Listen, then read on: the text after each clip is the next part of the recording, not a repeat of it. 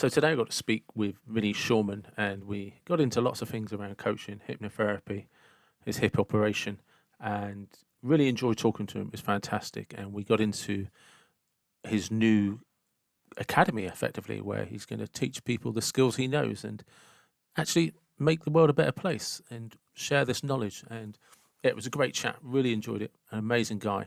Thank you very much, Vinny.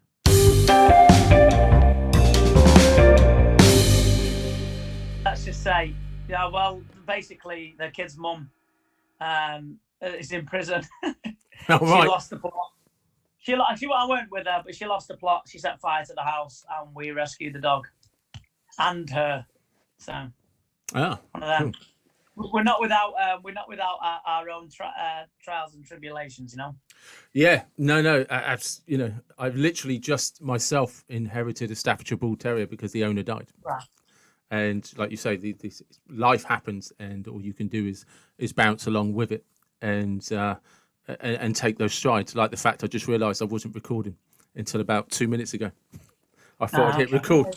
So there. That is what it is. So now it's definitely technical faults for every single podcast.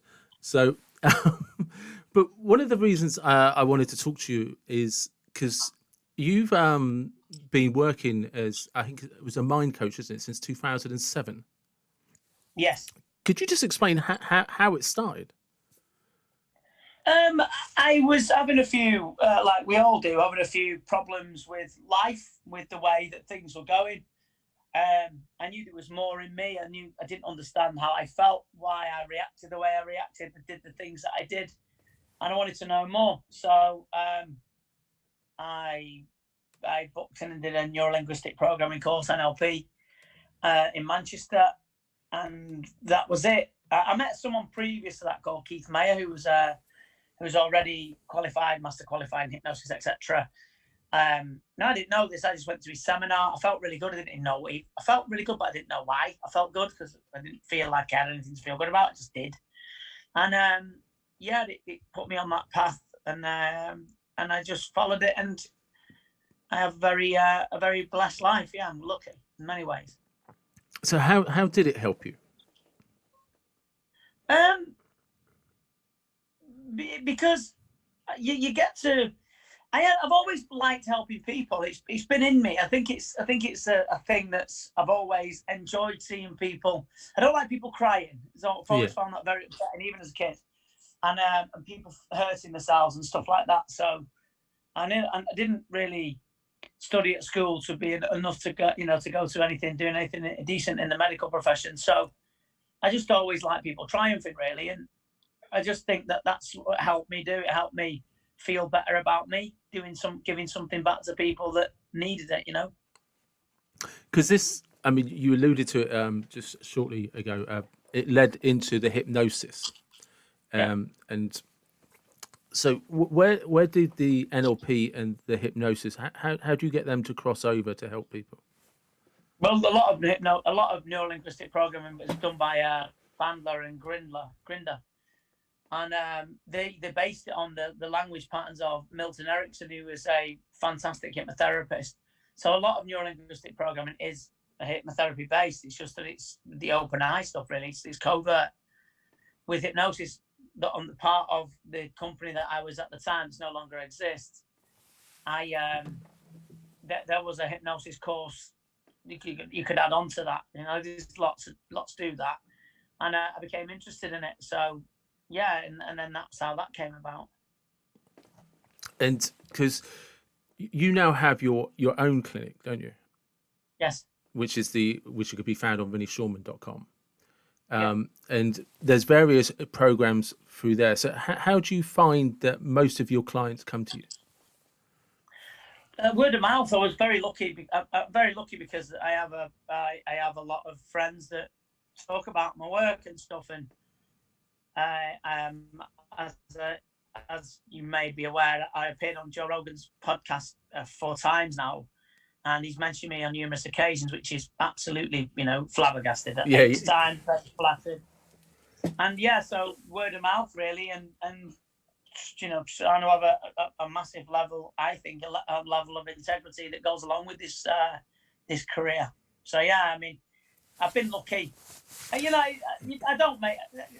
You don't make. You make your own luck, don't you? And I put my life into it. So, you know, if you put your life into it, you put your heart and soul into it, I believe that it will pay you back if you do it in the correct manner, I think. And to you, what is that correct manner? I like it. You've got to love it. This is why I'm starting a mind coaching academy. Me and my Colin Mackay, we're starting a mind coach academy, and there's going to be an interview process, because I don't want every Tom, Dick, and Harry doing it. I don't. These are very powerful techniques, and there's people out there that could make a massive difference to people that may be watching this. And you know, if you are able to use it as a skill, I know you've got great integrity. I've watched your videos and I'm a fan of you yourself. Thank you. And I've seen what you do. No, I'm only telling you the truth. And I just think there's a level of integrity that's got to be followed, really, with this. You know, it's paramount. People, you need help. If people need help, you've got to be a help at the highest level. You know. Yeah, no, I agree completely. I mean, the reason I do those videos is just because people told me they helped, and you sort of scratch your head and you're like, okay, I'll keep doing them, and over a period of time, there's lots of people who've just got in touch and said, do you know what? I listen to them every day, and they start their day that way. And I wish I knew why that works so well for some people, but rather than question it, I just stick with it. And you don't have to wish it to know why. At the end of the day, you have the intention for it to work. Yeah. So if your integrity is right, which it is, and then you put your intention out there, well, then you're going to expect that it's going to touch people, because it's from you. What you do is like you do things from your heart, from your soul, and I think that's the way you've got to do it. And it might seem cliche or two fingers down the throat, but I don't really care. It's about, that's where it's got to be for me, is the way that you do it, the way that you put it across, and the intention is always the most important thing. It's paramount. Yeah. Yeah, I mean, I think, like you say, you can typically tell over a period of time where somebody's integrity is, and it's there's just no escaping that. And it's funny, Dave, because I was like, I got someone contacted me and said, and initially when I was going to do this Mind Coach Academy, and he contacted me, I won't mention names. And he went, yeah, I really want to be, if you want to do any trainings, please consider me to be one of them. I was like, right. Then I seen that he put on his Instagram, the world's #1 hypnotist. And I'm just like, no. No. The world's ` this, who decided? You? Who made that decision? So I don't like that. And it's for to be interested instead of interesting. I think that's the most important thing to me. And so that's what it's going to be about, is people that want to earn money, because you do earn money from it, but to give yourself a career that I believe has a high level of integrity. Yeah, no, I agree. And so you were talking about there's going to be an interview process, and obviously to just kind of, like you said, just to screen the reasons why people are going to do this. But for those that will get onto it, who will pass this, what is it you're hoping that, or how are you hoping they will be able to help the community, the larger community outside, sort of thing? Because a terrifying experience of a phobia can be solved in 15 minutes. What more power is that to help somebody? Not power, but tool to help somebody. You can use that in any aspect, really. You can use the phobia model for anxiety or whatever the situation is. And I just believe that it's a whole myriad of tools that help people out to serve. A lot of people need this, and especially people losing their jobs and wondering what to do next. I'm not talented. I'm not talented. I'm not skilled. I'm not. I was just obsessed. I wanted it. I study it. I think about it all the time. It's a consumer. We're not. We just got the beginning is you've got to have the intention to want to be the best you can for the client.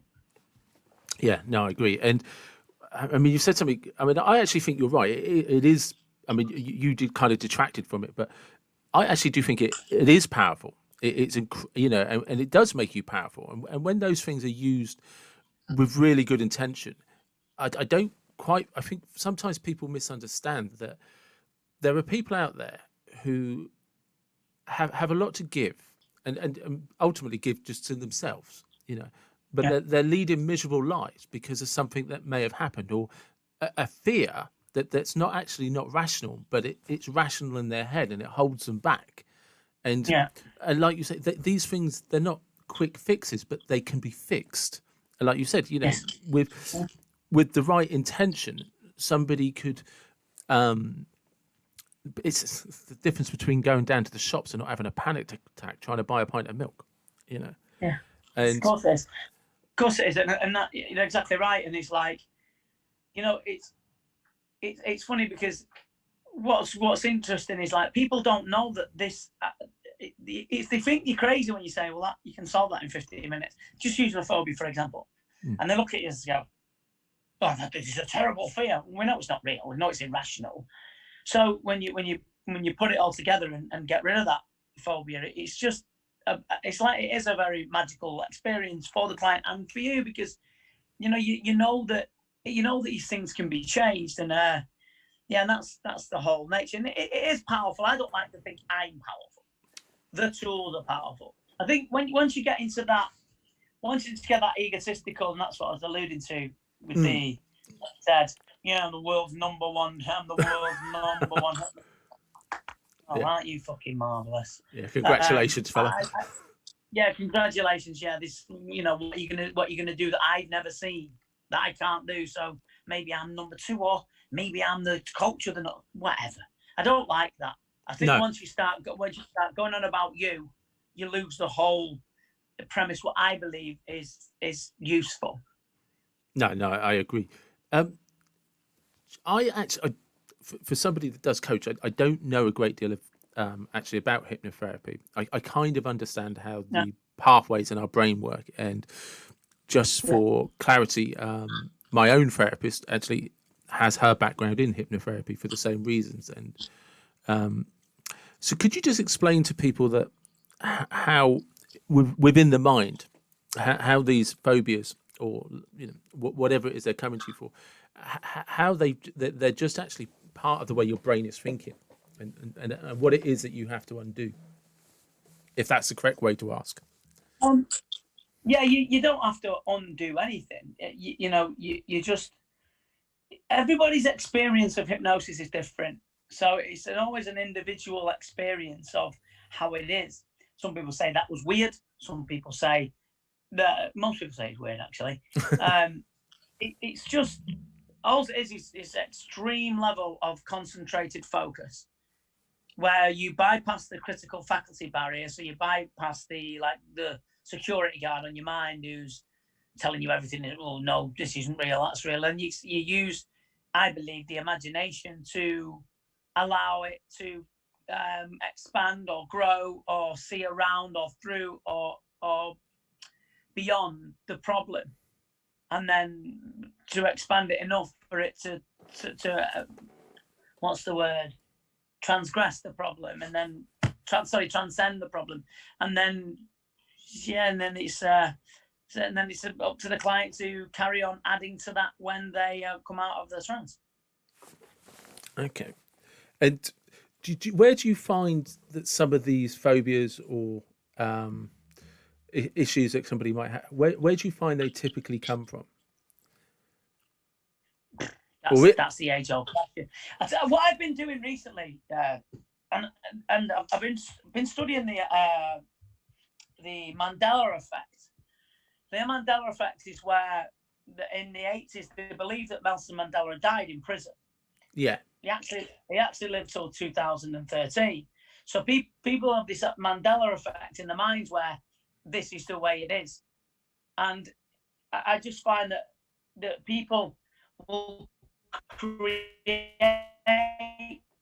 things either from childhood. Like I say, what does Darth Vader say to Luke when he's cut his hand off? He said, "Oh, Luke, I am your father." He doesn't say that. He actually says, "No, I am your father." But we've got that in our heads.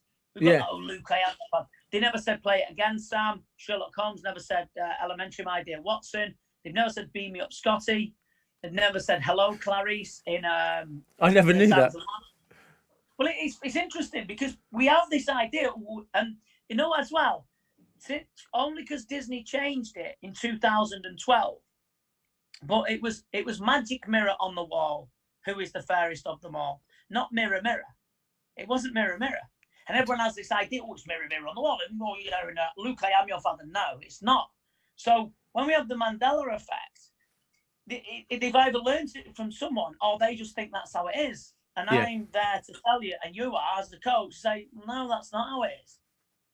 And then they have to sort of put the brakes on, and that's when you get a different neurological pathway opening for them to actually think outside the box. Yeah, I mean, it's interesting that reminded me. I think it's a Tony Robbins technique where he just continually says, "Why? Why?" Yeah. When asking somebody why they believe something, they give him an answer, and he says, "Why?" and "Why?" and ultimately it comes down, and the way he has demonstrated. I might be misquoting him if it's not Tony Robbins that I've seen do this, but what ultimately happened was that you get to a point where they either realize, "Oh, I don't have a why," it doesn't make sense, or they were on the right track and they truly believe it, and it then serves them. It's just like, and it's one of those things that can bring value to your principles in life, your core values. The word "why" Googles your mind anyway. Yeah. The word ask anyone why Googles the mind anyway. So it's like the Google setting. It all depends on how you ask the questions differently. But I've never heard of that technique. But it's lots of techniques, haven't, and that's why I'm not the finished article, and I'm not the #1 mind coach in the world. Yeah, I mean, I don't. You'll probably find the same. There's some people, for whatever reason, you just get that natural rapport with, and you're going to get a flow with them. And when you don't get that, I always just try and refer them to someone else. Just like, look, right. I'm not the guy that's going to be able to help you. The way that I work isn't going to help you. Yeah. And so could I just one of the things, because you also have delved a lot into advanced language techniques, isn't it? Could you just explain that a little bit and the importance of how? It goes out of the realms of it because we have a track of thinking and we understand many, many words. And when we send things in a different direction, then it opens a different pathway. So for instance, I said to a client the other day, it's always nice to have the left shoe on the right foot. And he was like looking at me, but they're inductions because immediately that's a confusion. Yeah. And then immediately they want an answer. And that's when you can put little things in, like biting dogs is dangerous. They're visiting relatives, a banana that color, it's different things. And it's language. It's like time, space, matter, and energy. And you can take the client out of the model of the world. You go into the model of the world by listening, because again, people like the sounds of their own voices. By listening, going into the model of their world and actually taking them to a different viewpoint. So like saying in a future time when you see yourself, in a future time when you see yourself feeling so happy, what would you be saying to yourself and how would that feel to you now? And they go, because it takes them all over the show. So what you do is once you learn, and this is what the Mind Coaching Academy is about, language is so important, and the way that you put your language over is vastly important. There's a lot of cliche words in neurolinguistic programming, like saying for what purpose, right? And stuff like that. But it's about moving their mind around in different avenues just by using language and guiding them to a conclusion that they'll come to anyway, which will be a positive encounter for them. And that's just using that language, the kind of the different formulas that you can use. Yeah. If somebody's listening and for whatever reason, logistically, financially, or something, that they can't reach out to you, and what how would you suggest they, if there was a little step program that they could follow, what would you start them off with, just for themselves, like do this for yourself? I will tell you this: when anyone has ever asked me for help, 99.9% of the time I help them, regardless if they pay me or not. Yeah. Because it's easy. It's easy. Sometimes it's just easy to send a voice note and go, look, mate, they'll tell you the problem anyway, because you come almost like an agony aunt at times.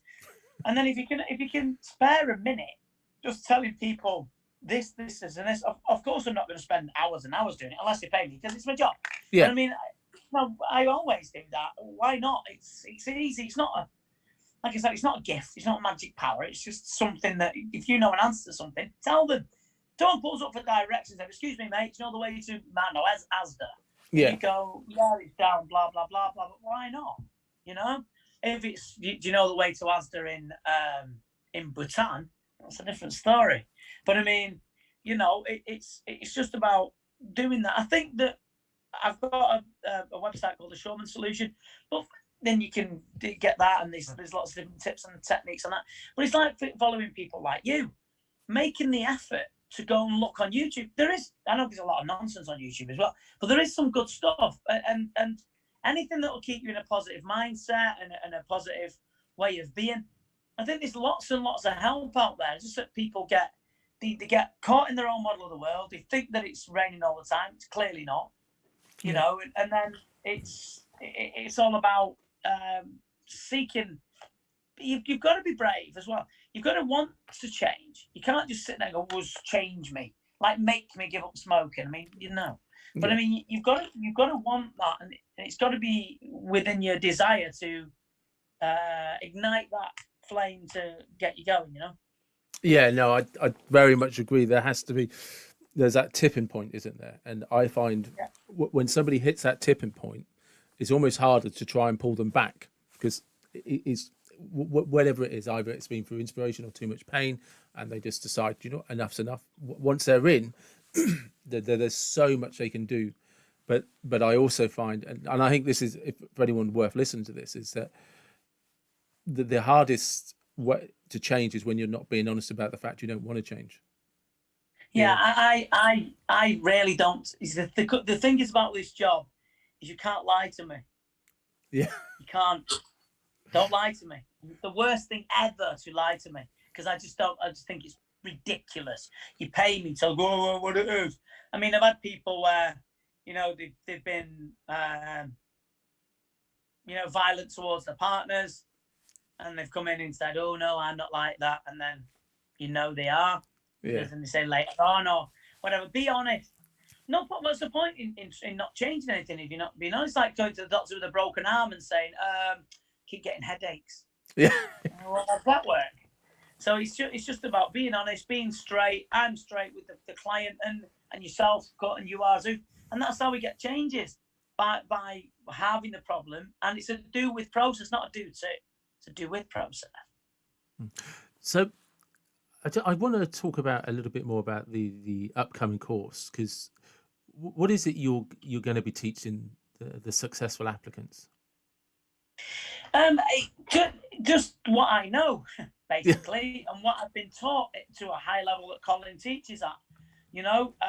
I'm a coach with people and individuals, and I work with a very successful group called the Watcher's Eye. And them two people, Zach and Chase, who employ me with the American company that I work for. And so it's not my thing. Colin's going to teach you how to do what I do and the way that I do it.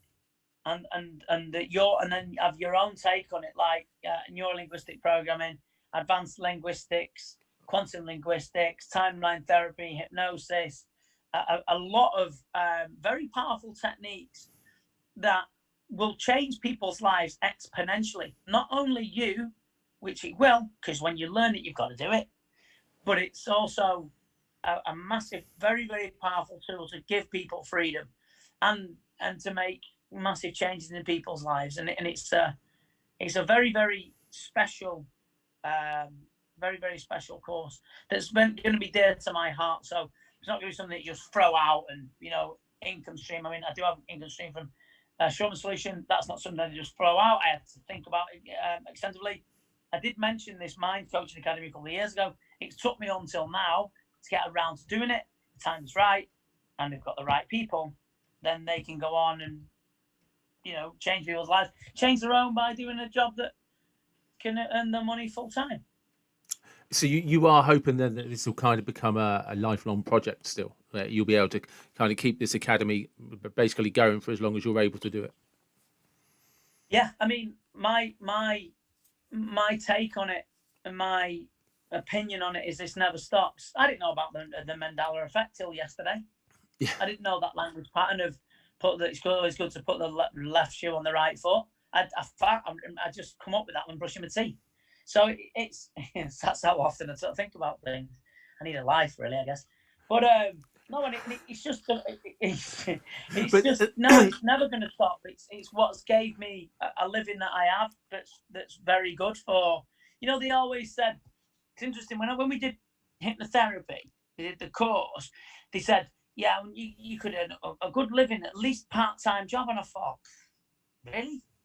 I'm absolutely smashing it, and I'm not being egotistical because I'm no different. I'm not special. I'm not gifted with magic power. I haven't. It's just that I put myself in the right position. I'm willing to do it, and that's what other people have got to do. There is no magic. The path has already been trodden because I've walked it. People before me have walked it. So just say that you can only get part-time and stuff like that. It's no limit in your own mind, Yeah, no, it's true because, like you say, pretty much anything you and I can talk about, you can find an example of it on YouTube. You can look it up in Google. You can buy it in a book. It's none of this is new. I mean, how far back do you want to go? I mean, I don't know how far back his hypnotherapy goes, but I mean, the likes of Neville Goddard and people like that go back to the 20s. I mean, I mean, Anton Mesmer, I think was the 1800s. So.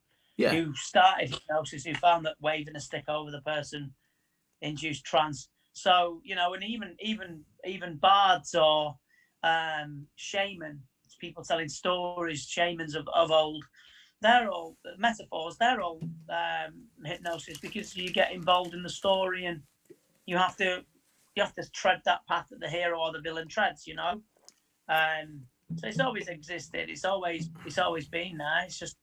It's just taking different forms and evolving now as well. So it's good. Yeah, definitely. What is timeline therapy? That's not actually something I've heard of before. Timeline therapy was invented by a very famous NLP coach called Tad James, who my coach trained under.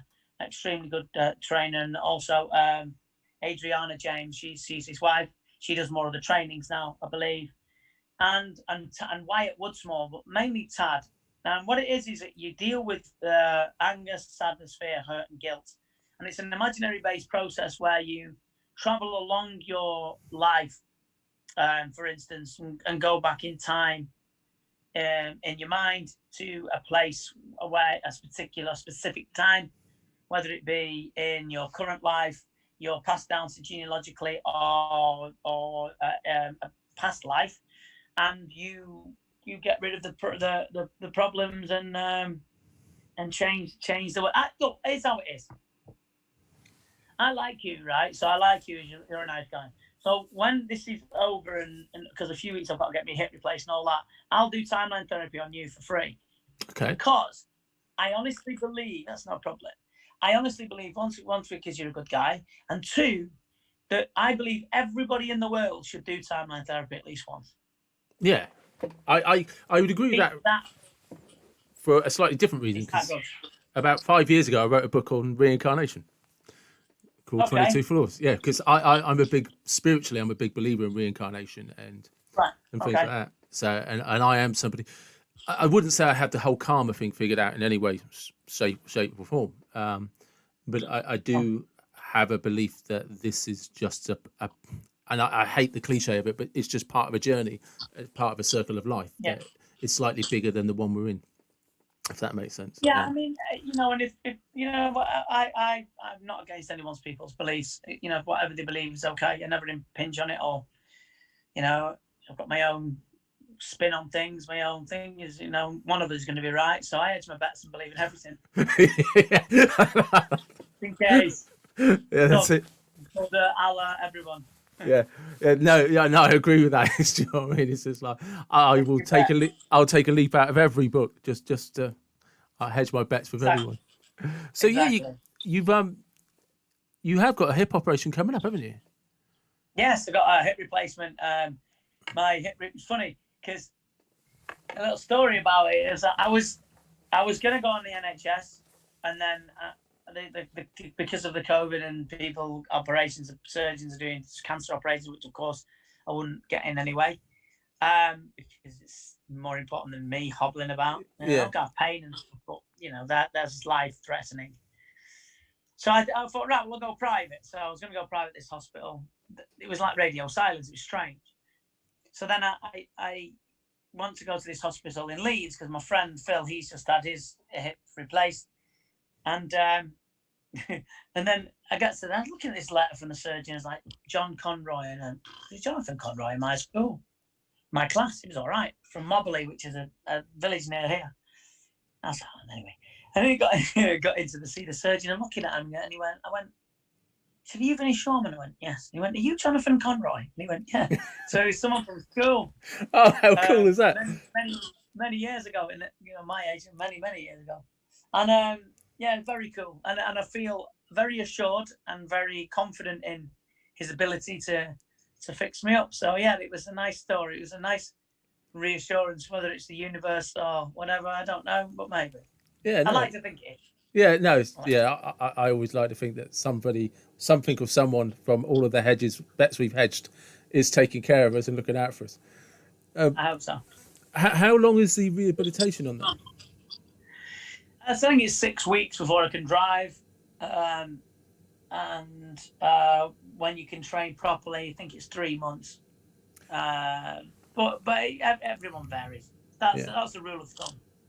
So, what is training properly for you? Because you obviously you have a background in it's Muay Thai, isn't it? Muay Thai, yeah. Thai boxing, yeah. So what is like getting back to full training for you? Because I've seen you doing pad work and stuff.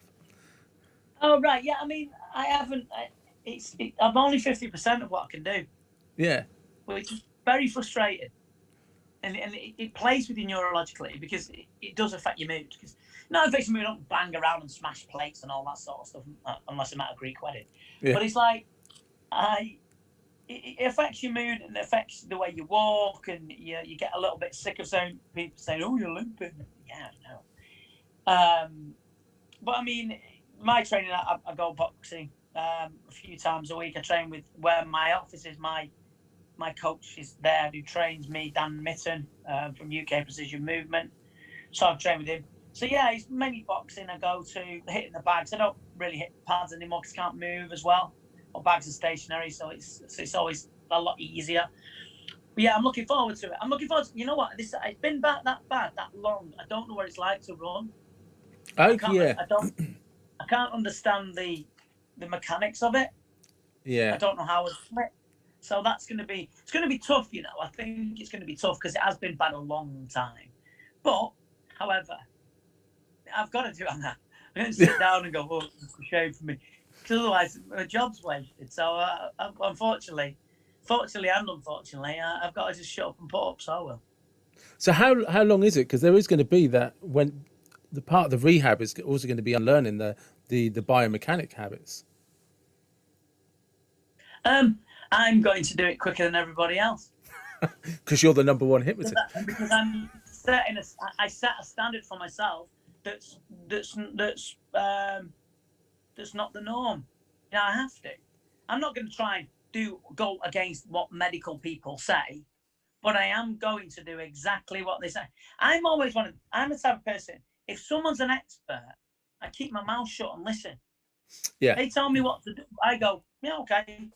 Not, well, a lot of people, it's unbelievable amount of people. They get here's the what's it, here's the answers, here's the facts, and they go, yeah, and don't do it. I'm not. I would listen to you. I would listen. Not I'd listen to you're an expert and things. I would listen to someone, and I listen to my physio, my surgeon. I'll do what I exactly have to say, but I'll do it. But I will be aiming to do it quicker. That's the way I am. No, but it's actually because it's one of the things I try and get people to focus on is how can you do it better? How can you be better? Not the next person, not the other person. What's your standard, and how can you raise that bar? Yeah, and it's incremental steps. There's a lot of things sometimes. No pun intended. Yeah, yeah. But when I'm talking to my clients, when I'm talking to my clients, especially the American ones, they do tend to put too much pressure on themselves as well. Yeah. Every day I've got to be better. Every day, like but it just I don't know. Getting up earlier, 10 minutes is better. Yeah. You know what I mean? It can bring an element of stress because you've got to be. It's incremental steps. People are too busy trying to leg it and be 500 mile an hour. I'm just contradicting myself, really. I know with the old leg, but it's like every day is the premise of learning is number one, it's passion. Number two is doing it slowly, and number three is feel it. You have to do those things. They have to be in place.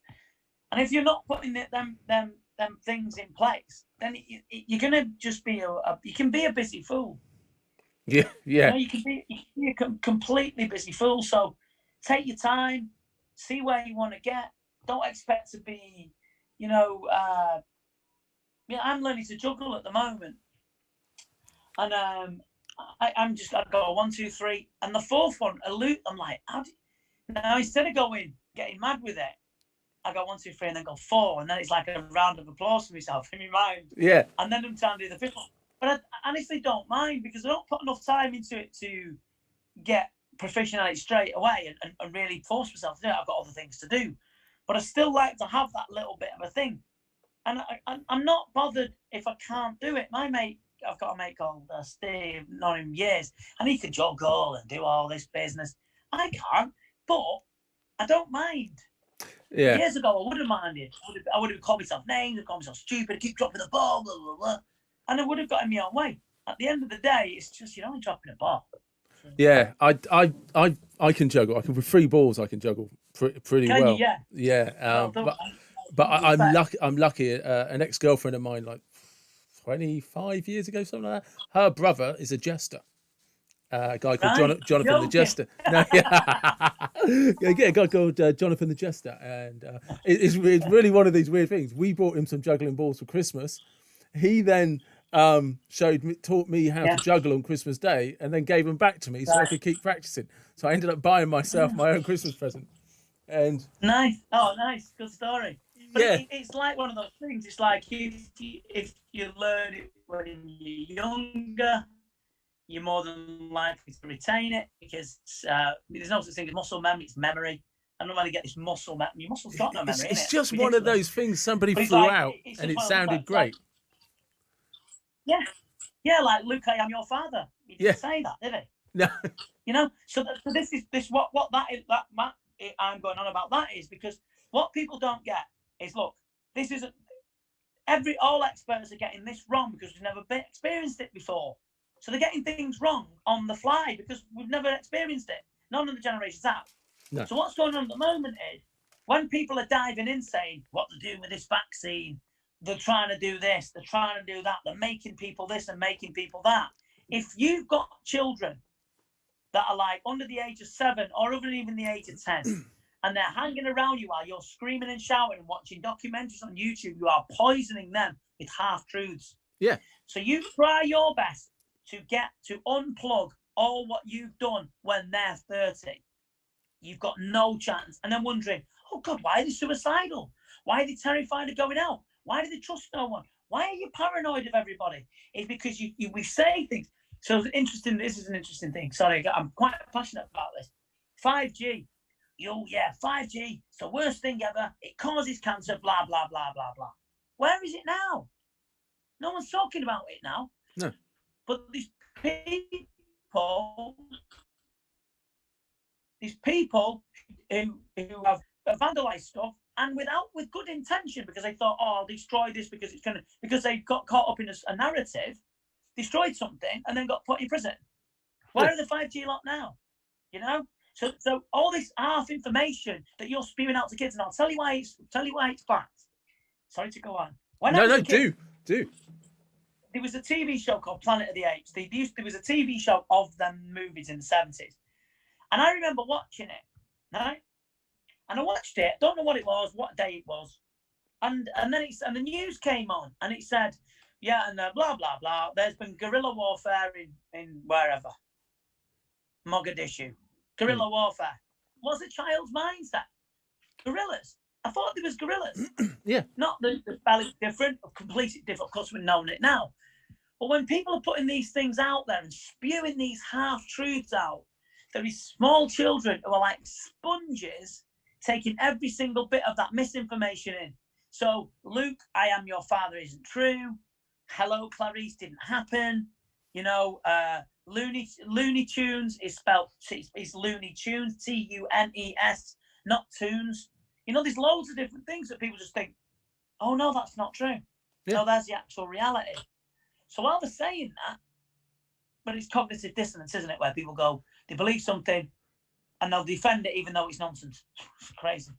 Yeah, no, because I mean, I try to avoid these subjects at the moment because with the current climate, with everything that's going on, I don't actually give a shit whether you like the government, don't like the government. Everything is being done in hindsight. Yeah, you know, of course. You know, we can either say it's one big overreaction, or the government did a great job, or we got bloody lucky. Yeah. It's not as contagious, or it's not as dangerous. I don't care which narrative you want. The fact of the matter is, we're looking back. We don't have a solution, and we're actually doing the best we can. So every time something comes out that it's a conspiracy theory. Okay, all right. What's the evidence? And they come up with stuff. And interestingly, I can't remember who it was, but it was actually on a Joe Rogan podcast where somebody was talking about conspiracy theories. And the fact of the matter, it might have been one of the ones with somebody, Randall, and what's the English guy that goes on there who talks about ancient civilization? James Randall. Yeah, and there's an English guy that joins him sometimes. They talk about ancient civilizations, but there was somebody coming in to try and debunk what they were saying, and he pointed out something very important that with conspiracy theories, you see the dots you want to see, and then make the picture from that, and ignore everything else. Yeah, you know. I seen a program once, or it was on YouTube, where there was a conspiracy theorist and his questions to a rocket scientist who was involved in the moon landing. And he went, well, why did that happen? And he said, well, because that's that. Oh, okay. Why did that happen? He said, well, this is that. Well, why isn't that the same boots then? Well, no, because that's not the same thing. And then everything he debunked. Everything. The scientist answered every single question. But you know what they'll do? Because it's cognitive dissonance, they'll go, I still don't believe it. So you can't win. I had this... You might as well argue with Ham. Yeah, I had this discussion recently, and God rest her soul, Lady Diana, when she died in the car crash, because the conspiracy is it was the royal family, and it's just like, okay, we know Jean-Paul, the driver, was failed a toxicity test. He was drunk. He was on some form of painkillers. We know they were speeding through the streets of Paris. They changed directions to go down the tunnel in a 2.5-ton S-Class Mercedes, and we know the only surviving passenger had his seatbelt on. Where's the conspiracy? He was drink driving, speeding through a small, city, being chased by other cars, and you weren't wearing a seatbelt. Do people not die then? Do you know what I mean? That's why you ask, do people not die then? Like, how does that work? Really? It just becomes this. I just think that's why you don't see experts that are real experts on Facebook. Yeah, that's true. Yeah. Saying, oh yeah. I was. It's ridiculous. It's. But I mean, they're allowed. Look, it's free will. They're allowed it. Just don't tell me. Yeah, no, like you say, it is free will, but I think it is really important for people who are listening because this narrative that goes on out there, like you say, if you're young or if you can relate to this type of narrative growing up, it actually is probably having an impact on you today. Of You course know, it is, yeah. and the Yeah. kids growing up listening to this in 20, 30 years time are going to be, for want of a better term, a bit screwed up in the head because that they will just be listening to a narrative that will make them paranoid. And one of the reasons, probably the same as yourself, that I really do get fucking frustrated with people when they go down these narratives is that there's people out there who believe you, don't question Yeah. it, don't do their own research, and end up bloody paranoid unnecessarily, Yeah, yeah, and it yeah, screws up their life. Like, and this yeah. kind of, sorry, now I'm starting to rant, but it's right Oh, up there with you're domestic not abuse and ranting. shit like that. Yeah, you're not Yeah, ranting. You're just saying how it is. So look, if you're a parent, listen, they don't come with a manual. They don't come with this. Oh, how to bring kids up. Number page 53. If your kid's being a pain in the ass, they don't come with. They don't come with a manual. But the thing your job is to let them know, regardless of how the world is, everything will be okay. yeah, Don't worry. It's all good. yeah, Everything's going to be all right. I'll take it. I'll shoulder the blame. I'll shoulder whatever wolves come to the door. I'll fight all the demons. I'll kill all the dragons, slay all the dragons, etc. Not, oh God, if they make my kids have this vaccine and the child stood next to you, yeah, how's it going to feel? They'll verbalize it because they might not be able to verbalize it. This is how phobias are caught. Phobias are a catchable disease. A child sees a spider, a grown woman or a man sees a spider, screams, instantly installing that this must be really dangerous if it scares the most wonderful person that's ever walked the planet, your parents. yeah, Come on now. You've got to be mindful of what you're saying.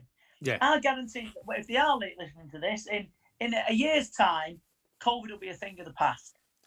Simple as that. It will be. yeah, It's just something we've got to go through. Simple as that. That's yeah. all it is. And viruses and cold and flus and diseases will always have existed and always will. New ones will come about because that's just the way the planet has always been. Yeah, it is, and I think this is for me especially. This has highlighted the so in when I'm not, because I coach part time and I'm actually a care worker. I do head injury rehabilitation and stuff. So COVID for me just meant I was busier than ever. Coaching died off, and clients went quiet.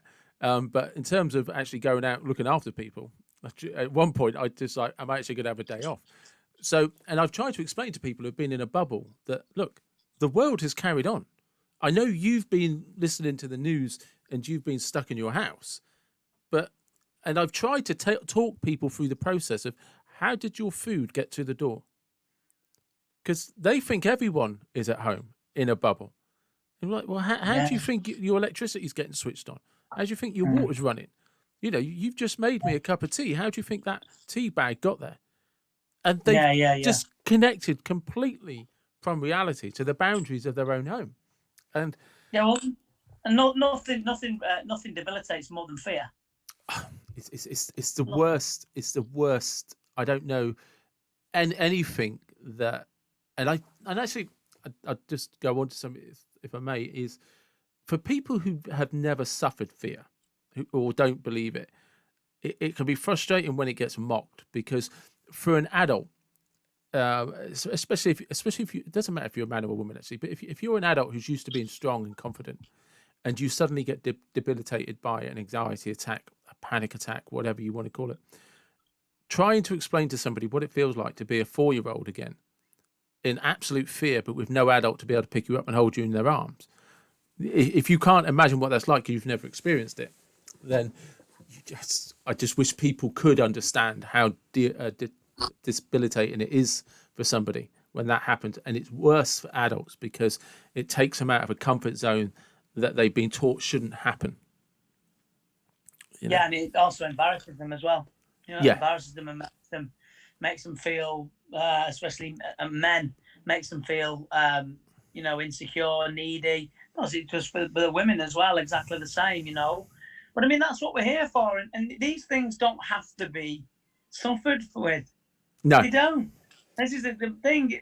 These things are tried and tested, and they work. I've had thousands of clients, thousands, literally, and always have good results because what works is tried and tested, But I think that you are right in what you're saying. Is like people live in bubbles and stuff like that. But rest assured, everyone, and I'll make a promise here that it will be all right. Yeah, it's going because it has to be. These, these things will always come up. It's just new for all of us. We've never had a virus like this, and 21st century social media panic and everything like that is maybe we've lost some of our focus on it. But yeah, maybe we people are out there stop putting videos on from. There was one where there was some people getting shot on the beach in Miami.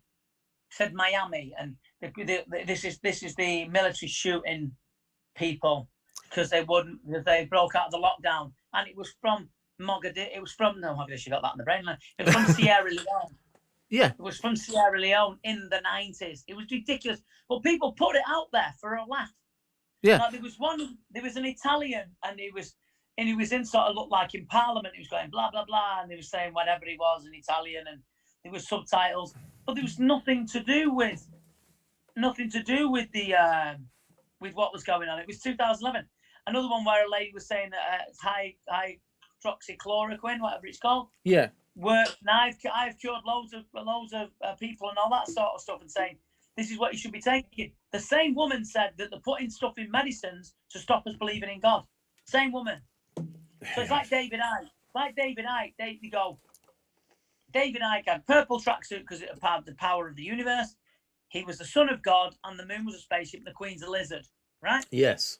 Then when people say, no, I know he said all that, but what he's saying now, no, wait a minute, he said that. So it's like saying, Jimmy Savile, yeah, all right, Jimmy Savile, yeah, but he only slept with some kids. It's so true. Does it, mate? Doesn't work, does it? That's so true. It is, because that, I remember. Just one more thing to jump in. Catherine Tate did a sketch, and it was where she was a woman, and she was writing to a man that was in prison, a serial killer who's on death row. And she said, and she was flying over to marry him, right? And then she said, and the woman was interviewing, she said, but didn't he eat some of his victims? And she went, he ate a bit of one. Same thing. It's exactly the same thing. It is. Choose your side.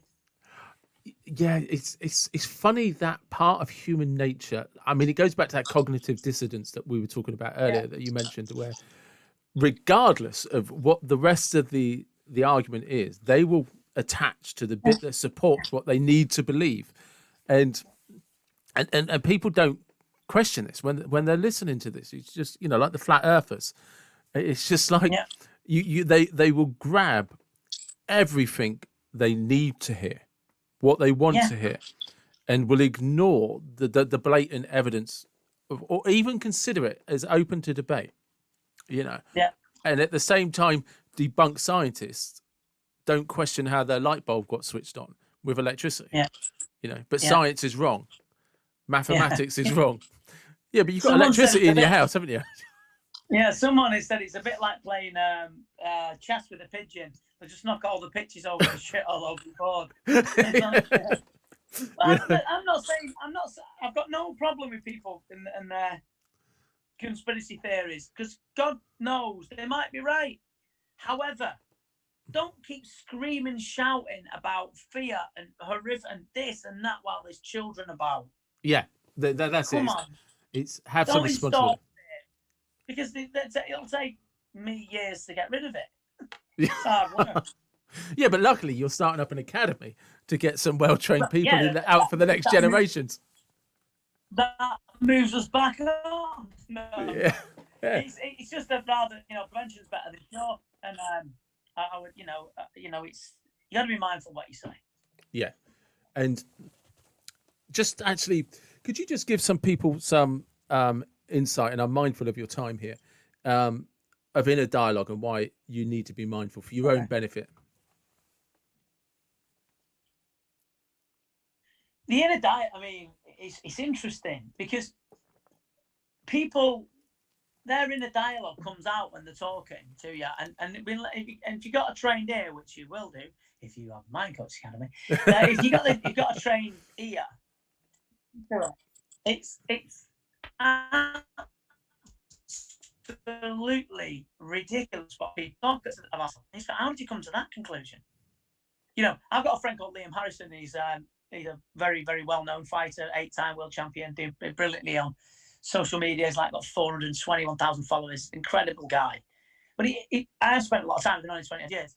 And I said to him, you know what you stopped saying that I kept getting on at you about? And he went, yeah. I went, what? And he said, I'm stupid. Yeah. He kept saying to him, I'm stupid.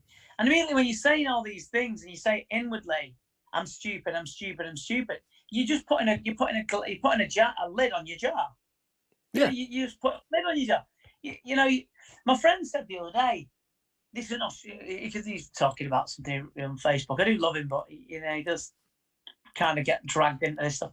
And he said, yeah, but the scientist at these Australian scientist, he's an Australian scientist, really said, so he's an Australian scientist. How do you know? Yeah. Well, he said he was, right. Is he though? And the scientists, like these doctors of nutrition on YouTube. Now, I'm doctor of nutrition. So when this guy was going on, he was telling me about this Australian guy and going on with the cells. But anyone can just he immediately said, well, he's cleverer than me. I said, he can't put a fence up.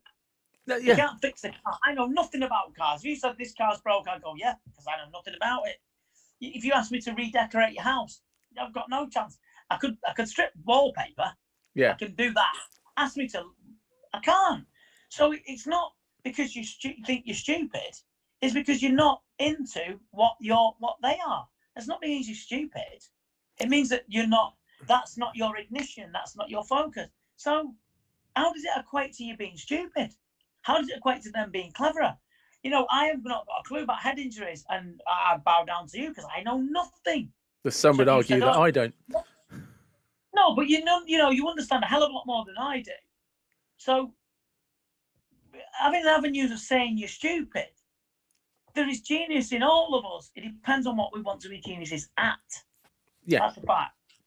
And I think that's is sometimes what gets misunderstood when people say follow your passion is what we're trying to get you to open up about is what are you naturally interested in? Where's your natural curiosity? What do you naturally enjoy? So like you were saying earlier, you turned up at a cinema just before 2007, and it just grabbed you, and from that point, even if you'd have resisted, nothing would have stopped you. Do you know what I mean? It just, it's just like I can't. It's a funny way of saying it, but I almost can't help putting those videos out. I have to do it. If I don't, it's all on in my head, and I just no. And I write notes every day about what the next videos are going to be, because it's just stuff that comes into my head either from a client, from a question, from a message that someone sent me, or a comment, and I think, oh right, I'll deal with it from that perspective then. The unconscious mind. Yeah. The unconscious mind giving you back what you ask it for. Yeah.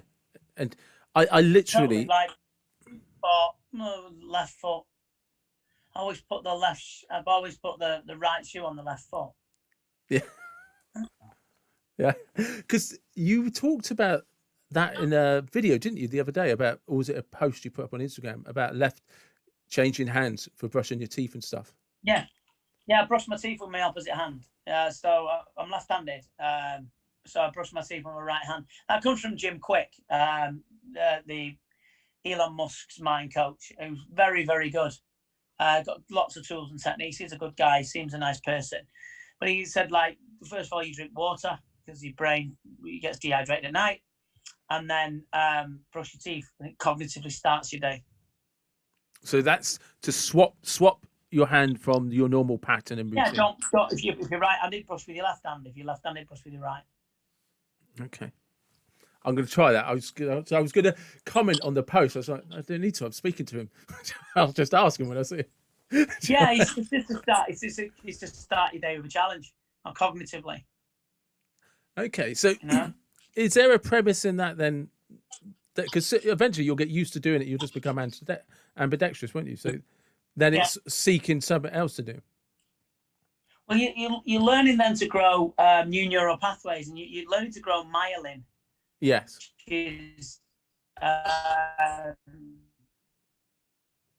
Which is the that grow when you learn new stuff. Yeah. And because that's all part of the synaptic nerve system as well, isn't it? That makes all those connections. So you're learning to make new connections, like juggling. Yeah. Your connections will be far superior to mine because you've done it. You've got that myelin. So I think myelin at the beginning runs at 2 miles an hour, and then when it gets to expert level, it works at 200 miles an hour. So yours will be running at 200 miles an hour, and mine will be running at 4 or something.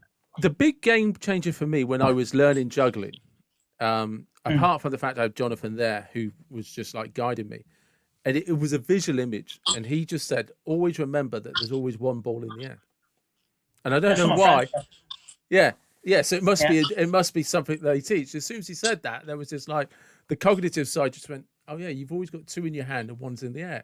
So and it's just like as one goes, you just throw the other one so you can catch the other ball. And you just always throwing one to catch the other. And I was just like, and I could connect to that in some way that I literally then was I've got this now. And then, and it's never been unlearned. It's never been unlearned. Yeah, and it's just something that, it's I'm 50 years of age, and, I was also learn something for 30 days. So you say, right, I'm going to learn something for 30 days, like juggling. Yeah. Start from day 1 to day 30, or whatever the month is, splitting hairs there, really, aren't we? But then time goes less quick. Because I think people age and people, where the year's gone? Because you've done nothing. Yeah. You've gone to work. You have to feed your family. I understand that, and, ecology and all that. But what have you learned? See, people don't learn on purpose. They just like, oh yeah, I read a book. What was in it? Half the time they don't know because they just don't remember anything. So it's learning with a purpose, having a passion for your purpose to learn it, and because there is a result to it. So do something for 30 days, and then you cognitively growing. Your mind will get stronger. Your body will get better if that's what you're aiming at. And it's people. I shouldn't say people like they're lazy or that. That's not true. You just don't know it. Just do something for 30 days from the first day and see how you are at the end of day 30. So there's a really good book there called The Talent Code by Daniel Coyle that I'm reading at the moment. And he's fabulous. And there's another one, The Little Book of Talent by Daniel Coyle. And it gives you tips on how to learn. It's great. Yeah, because people don't. I mean, I'm a huge advocate for if you want to for self-confidence, let's say, let's just little incremental steps. You need to establish where your comfort zone is, and just take a tiny little step over the top of that, and the best way of doing that is learning something new, because you're going to fail. You can't not fail because you've never done it before. You don't know how to do it, and you're going to get these like steep learning curves, the bell curves, flattened curves, all of experiences. And then, like you say, in 30 days from now, your brain then has this experience of looking back and says, oh, I can do that. I wonder what else I can do. And at the same time, you train yourself, to step into this sort of almost like a third person. You can switch it on and off. Well, it's like when you was at school,